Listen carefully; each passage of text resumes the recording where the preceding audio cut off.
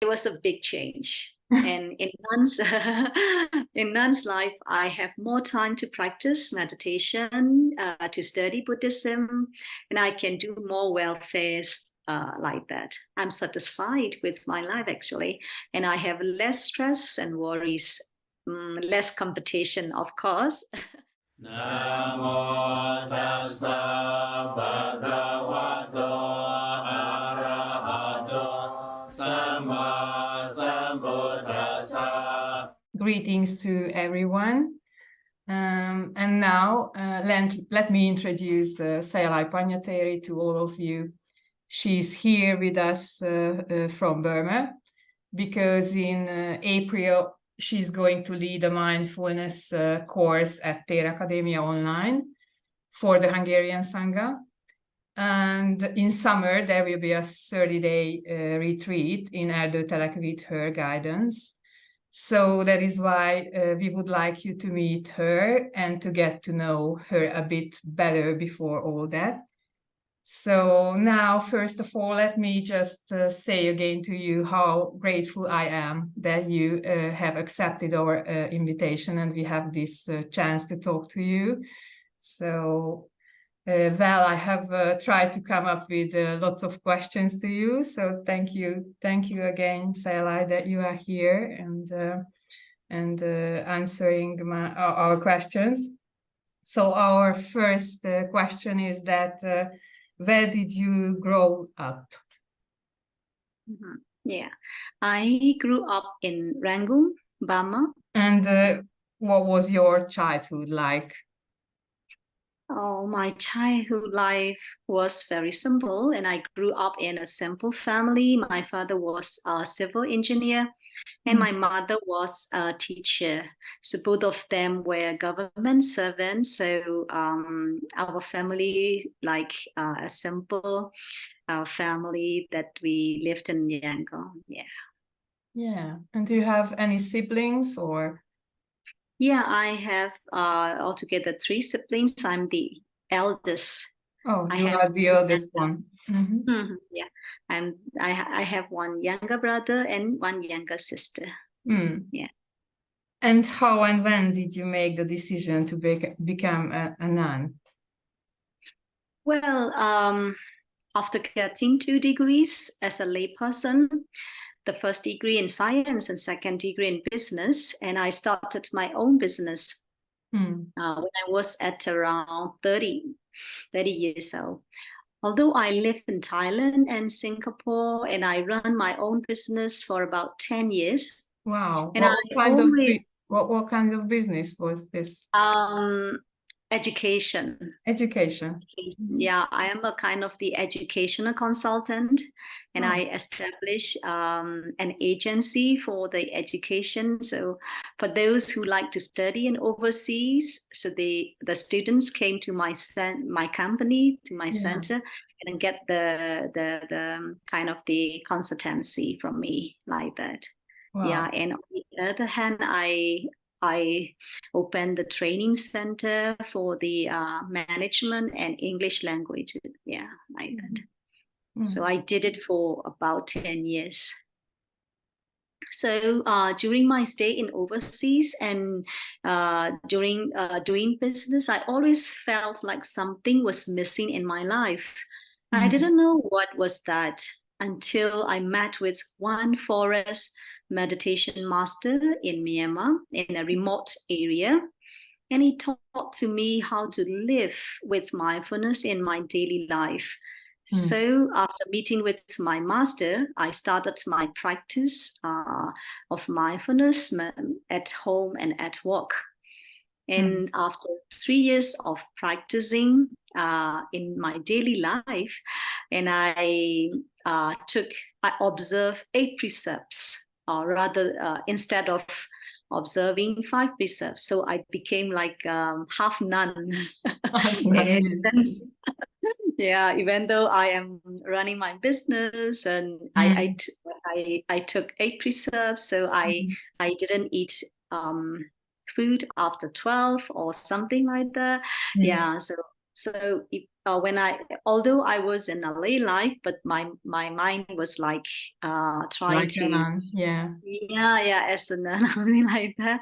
So my value will change and my lifestyle will change because of practicing mindfulness in daily life. So I had less attachment towards my position as a managing director at my company and my family, my business, and my properties, something like that. Then I decided to a permanent nun after joining 2 months retreat at meditation center, and I decided to become a nun and give up my business and my profession. And how long this way just happening? I mean, how many years it was? My nunhood? Yeah. You mean my nunhood? Yeah. Now I am in 11 11 years already. Yeah. And as far as I know, the traditional line of women's monkship has died out. So how was it even possible to become a nun? What is the whole story behind that? Yeah, in Myanmar is Burma is the Theravada Buddhist country, so we have no possibility to become a bhikkhuni, female monk, but we can be 8 or 10 precept nun. And in Theravada tradition, the lineage of bhikkhuni had already finished, no more.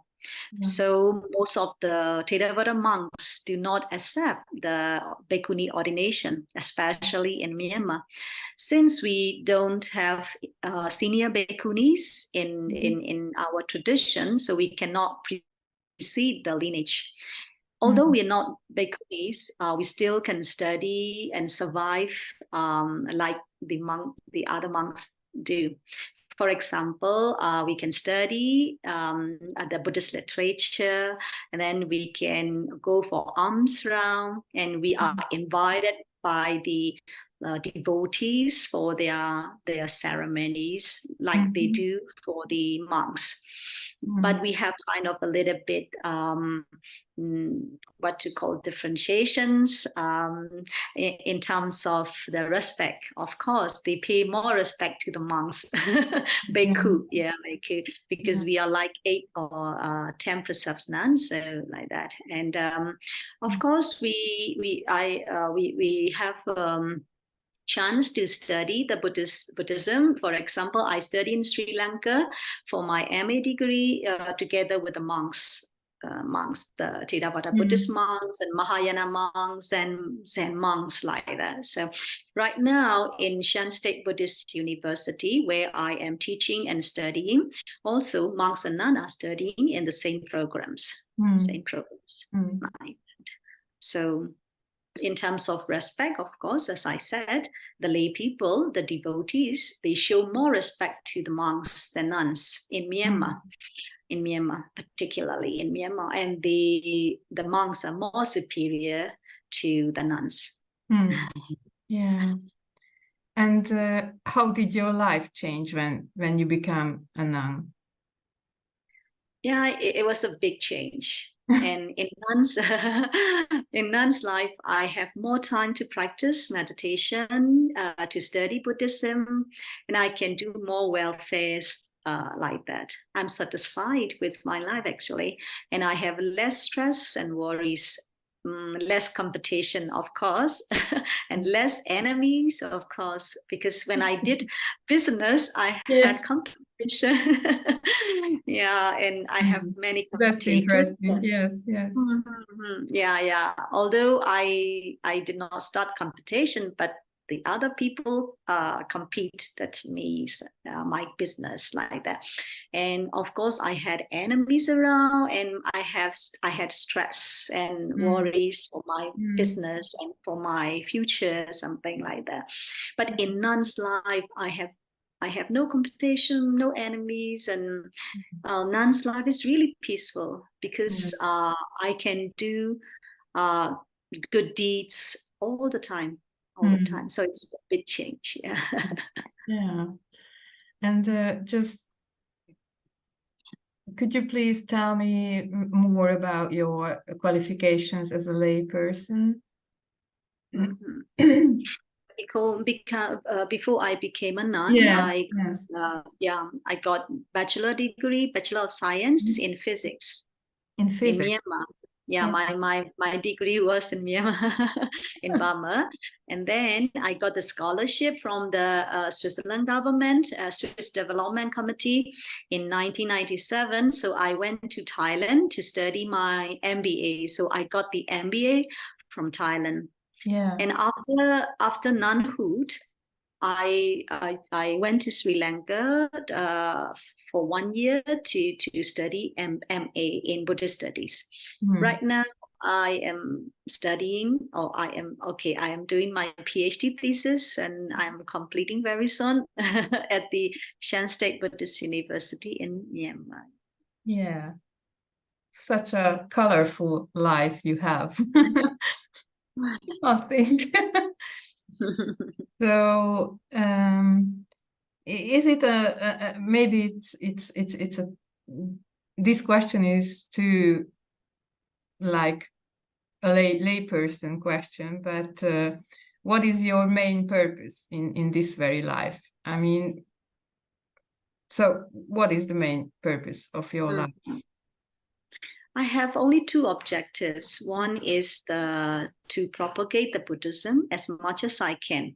I'll try to teach meditation to the people, and I try to teach the Buddhism to the students and the devotees.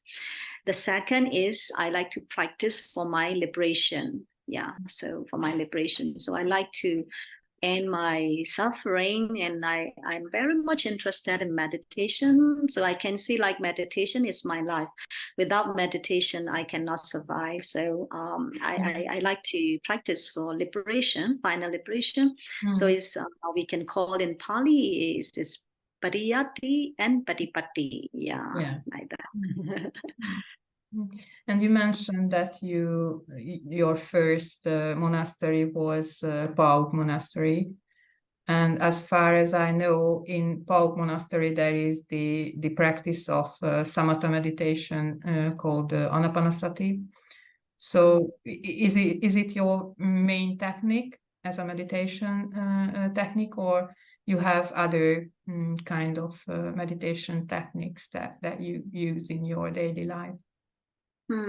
Yeah, in my daily life, since I have things to do like studying, teaching, and managing at my monastery, my nunnery.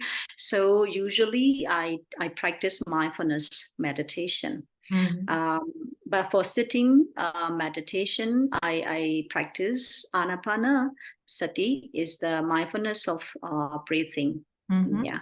And specifically in daily life, I try to know my mind most of the time. So it's chitta nupassana, the contemplation of mind, is my kind of the key regular practice. Chitta nupassana is regular practice in daily life, and for sitting meditation, I practice anapanasati.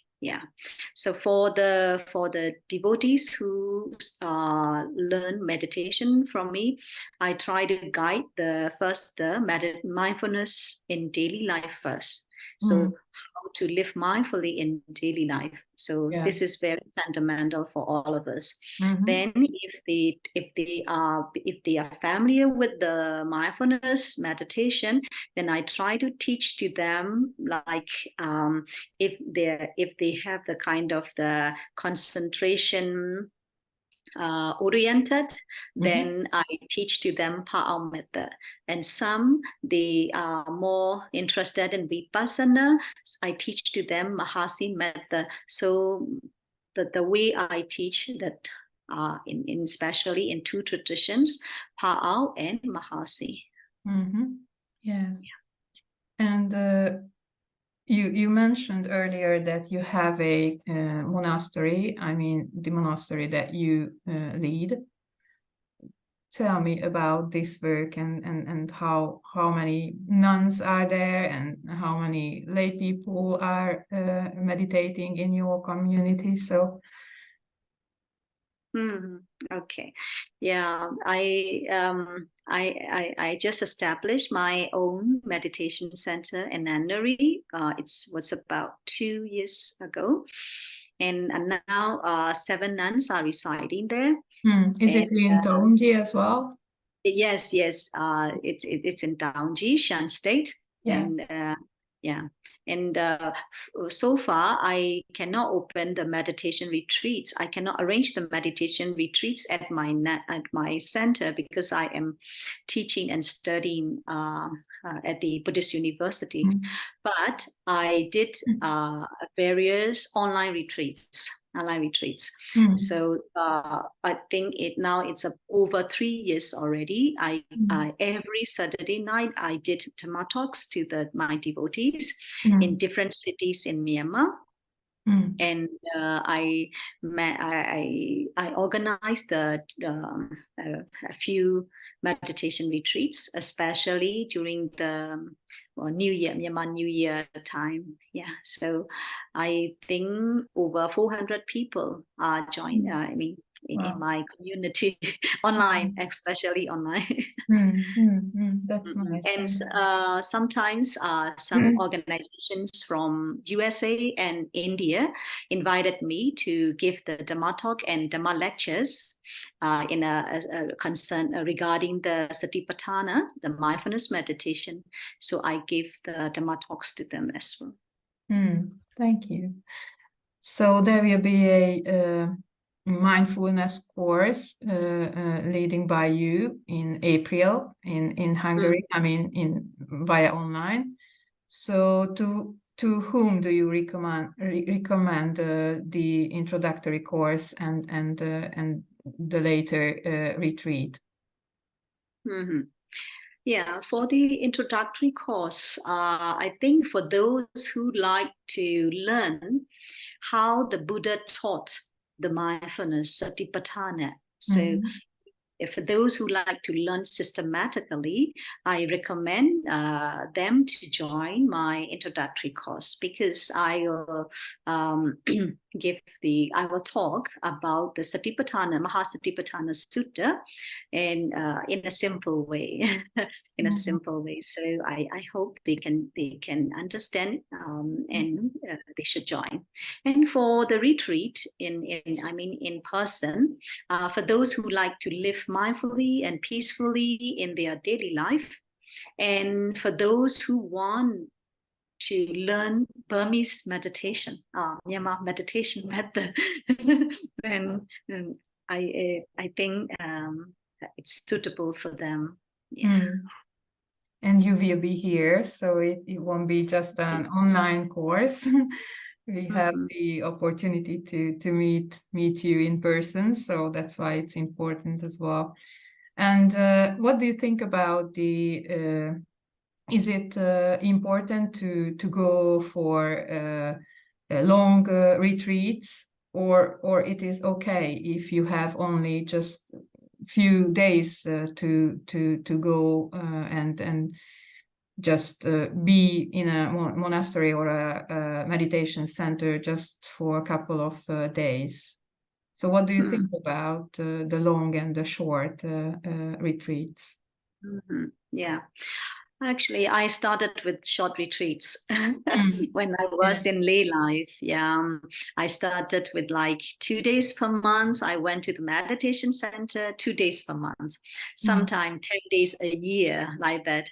So from there, I benefited to know how to practice meditation. And then I came to know how to balance between the meditation center and my daily life, because in meditation center we were like, we have no kilesa, we have no defilements, we're so peaceful, like we feel like we are really a good person. But when we came out to the daily life, of course many people are coming and trying to test us, Yeah, our and anger, and also the stress is yeah. So we have to, we have to sit a real examination in daily life, not at the meditation center. So that short retreat is really helpful, to balance between the life in the retreat and the life in real life. So that's really good. And for those who are busy and who cannot give the long time for the meditation, of course, the short retreat is really, really beneficial, really good. Yeah. Then I joined long retreats after becoming a nun, and I practiced at Out Meditation Center for 3 years continuously. I practiced intensively. So during the long retreats, of course, under the proper guidance of the meditation teachers, so we can learn one specific meditation method,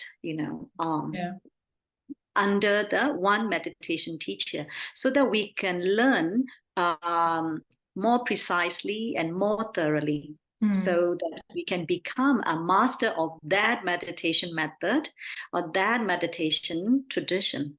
Yeah, like that. So I like to say that both the short retreat and long retreats are very important and very beneficial, especially for those who cannot give long time. Of course, you should start with the short retreat. But if you can give longer time, yes, you should join also. You should practice in the long retreat. Yeah, thank you. I think. Do you have another question, Natalie? If you have something that I forgot to ask. Okay, so thank you so very much for sharing all that with us. So for Sayalay's programs, you can apply online at Pandita Meditation Center. Everybody is welcome to join us. And soon you can see more interviews on your channel with other monks. So thank you for your attention, and may you all have peaceful days and fruitful practice.